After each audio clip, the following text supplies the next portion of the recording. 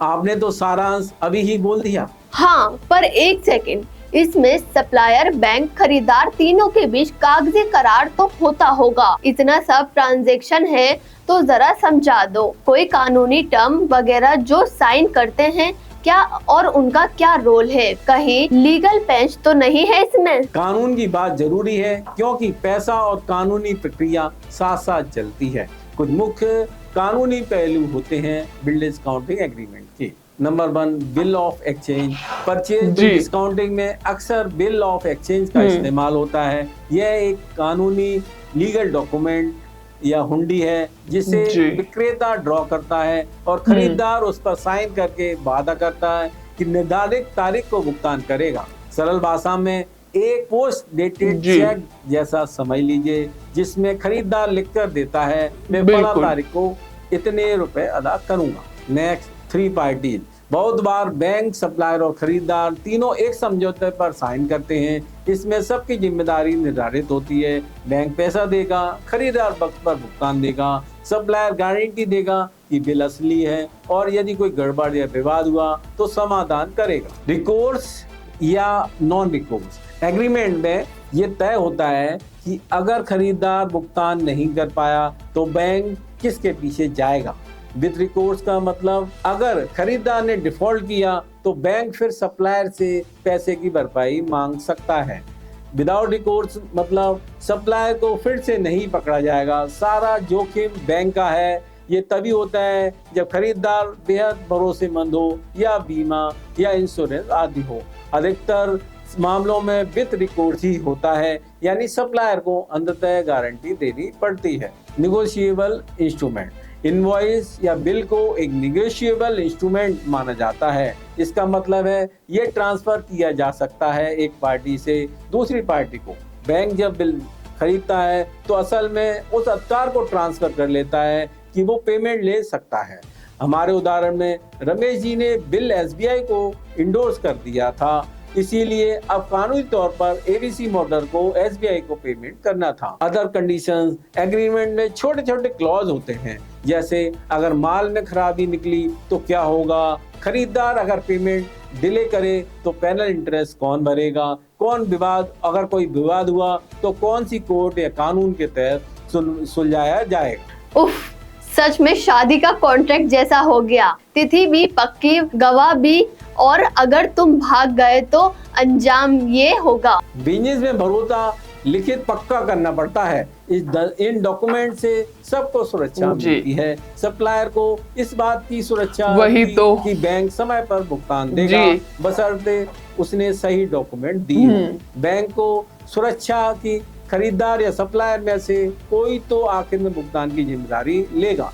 खरीदार को भरोसा है कि बैंक ने सप्लायर को भुगतान कर दिया, अब वो तय समय तक उससे दोबारा पैसा नहीं मांगेगा और खरीदार सीधा बैंक को चुकाकर मुक्त हो जाएगा। बात तो सही है, नहीं तो बाद में कौन क्या करने वाला है, कंफ्यूजन रहता। जी, और भारत में ये सब करने के लिए एक कानूनी ढांचा है, negotiable instrument act, factoring regulation act वगैरह। लेकिन उन एक्ट की डिटेल्स में जाने की जरूरत नहीं है। बस ये जानना जरूरी है कि लीगल डॉक्यूमेंट से सबकी जिम्मेदारी तय हो जाती है।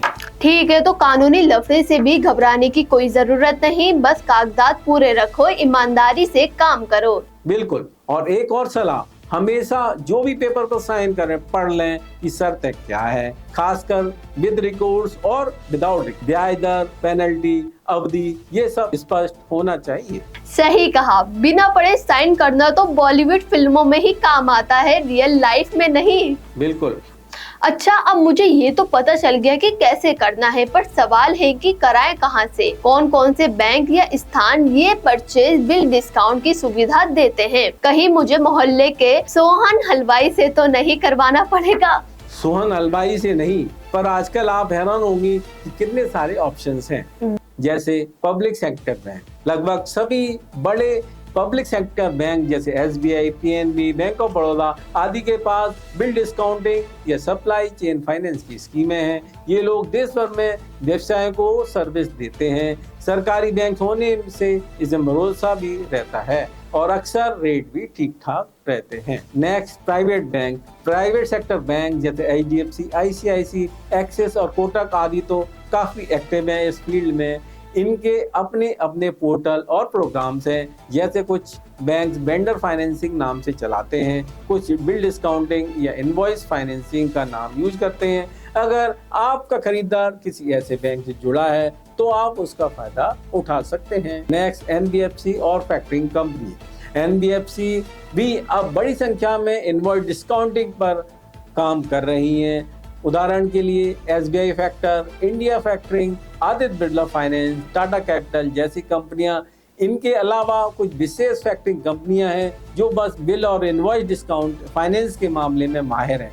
ये कंपनियां बैंक की तरह रेगुलेट हैं पर थोड़ा फ्लेक्सिबल होती हैं अपने प्रोडक्ट में। Next, फिनटेक्स platform. आजकल कुछ स्टार्टअप और फिनटेक्स प्लेटफॉर्म भी आ गए हैं जो टेक्नोलॉजी के जरिए आपको कई फाइनेंसर से जोड़ते हैं, जैसे M1 एक्सचेंज, RXIL, क्रेडेक्स वगैरह। इन पर आप ऑनलाइन अपने इनवॉइस अपलोड करते हैं और कई इन्वेस्टर्स या बैंक उसमें बोली लगाकर, बोली मतलब कौन कितना ब्याज लेकर पैसा देगा, आपको फंड देते हैं। हम इसे आगे ट्रेडेक्स के तहत डिस्कस करेंगे। कमाल है, मानो एक सुपरमार्केट है फंडिंग का। सरकारी दुकान से लेकर मॉल तक और अब तो अमेज़न जैसी फिटनेस ऑनलाइन डिलीवरी भी। तुलना सही है। असल में RBI ने 2021 में कानून में बदलाव किया जिससे अब ज्यादा NBFC फैक्टरिंग बिजनेस में आ जाएं। पहले सिर्फ कुछ कंपनियां ही ये करती थी, अब एक खुला मैदान है जो आप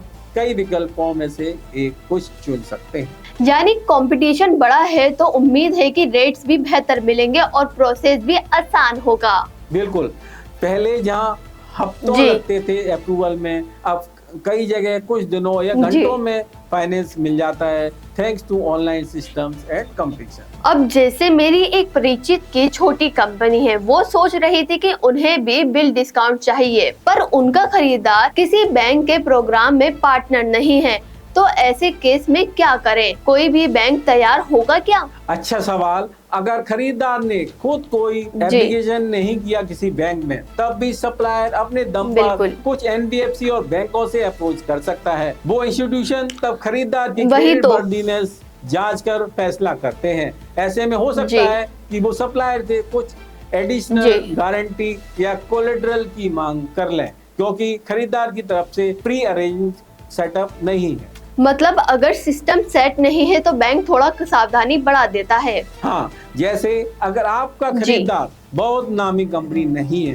तो बैंक कहेगा भाई हम कर देंगे तो डिस्काउंट, पर अगर वो नहीं चुकाए तुम जिम्मेदारी लोगे या कुछ सिक्योरिटी हो तो बताओ। इस तरह के केस में NBFC खुद भूमिका निभाते हैं। NBFC भूमिका निभाते हैं क्योंकि कई बैंक छोटे मामलों में पड़ना नहीं चाहते।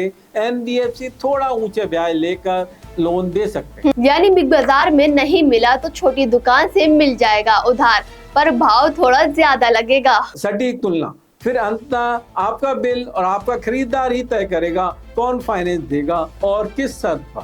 इतना कुछ है मार्केट में तो एलिजिबिलिटी भी अलग अलग होगी शायद। कौन कौन इस सुविधा का लाभ उठा सकता है, उसके लिए कुछ पैमाने होते होंगे, है ना? जी हाँ, अगर फाइनेंसर ने कुछ न्यूनतम मापदंड तय कर रखे हैं कि किस परिस्थिति में बिल डिस्काउंटिंग करेंगे, आमतौर पर ये चीजें देखी जाती हैं। वास्तविक व्यापार सौदा। सबसे जरूरी है कि लेन देन असली हो, यानी सप्लायर और खरीदार के बीच वास्तविक सौदा हुआ हो, कोई फर्जी इनवॉइस नहीं। इसका सबूत होता है परचेज ऑर्डर और उस पर हुए सप्लायर के डॉक्यूमेंट जैसे डिलीवरी चालान आदि। दोनों पार्टियों के बीच लिखा पढ़ी में एग्रीमेंट होना चाहिए। अगर केवल मौखिक वादा है और कोई रिकॉर्ड नहीं है तो बैंक फाइनेंस नहीं करेगा। इनवॉइस जारी हो चुकी हो, डिस्काउंट के लिए इनवॉइस बिलों का जारी होना जरूरी है, क्योंकि उसी के आधार पर राशि तय होगी। साथ ही इनवॉइस में स्पष्ट ड्यू डेट लिखी होनी चाहिए फिक्स पीरियड के अंदर। ज्यादातर फाइनेंसर तय करते हैं कि अधिकतम कितनी अवधि के लिए बिल पर पैसा देंगे। प्रचलित तौर पर 30 दिन से 180 दिन के अंदर पेमेंट वाली इनवॉइस चल जाती है। 90 दिन तक वाले बेहद कॉमन है। अगर कोई बिल 1 साल बाद पेमेंट का है तो शायद जी। उसको फाइनेंसर बिल्कुल, मैं समझ रही हूँ करने इस में बारे में। हिचकिचाएंगे या बहुत कम जी। प्रतिशत देंगे। नेक्स्ट, परचेजर और सप्लायर प्रोफाइल। खरीदार की क्रेडिट रेटिंग और नेटवर्थ एक बड़ा फैक्टर है। कुछ बैंकों की लिस्ट होती है कि फला फला ए रेटेड कंपनियों के बिल ही लेंगे। अगर खरीदार गवर्नमेंट विभाग या पीएसयू है तो लगभग सभी लेंगे, क्योंकि सरकार से पैसा आखिर मिल ही जाता है, भले ही देर से मिले।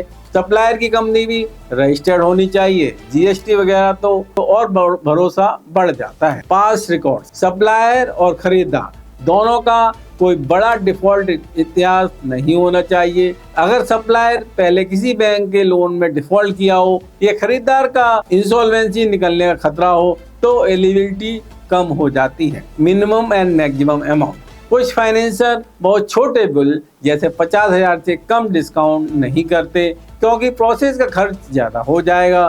तो हो सकता है 1 लाख या 5 लाख न्यूनतम सीमा हो। इसी तरह से कुछ बहुत बड़ी राशि जैसे 5 करोड़ से ऊपर के भी कैप लगाते हैं कि सिंडिकेशन चाहिए वगैरह, लेकिन आजकल हाई वैल्यू के लिए भी तैयार रहते हैं अगर कंपनी बड़ी है। यानी अपना केवाईसी, जीएसटी, इनवॉइस, पीओ सब पक्का होना चाहिए और पार्टियां विश्वसनीय होनी चाहिए, तभी सौदा जमेगा।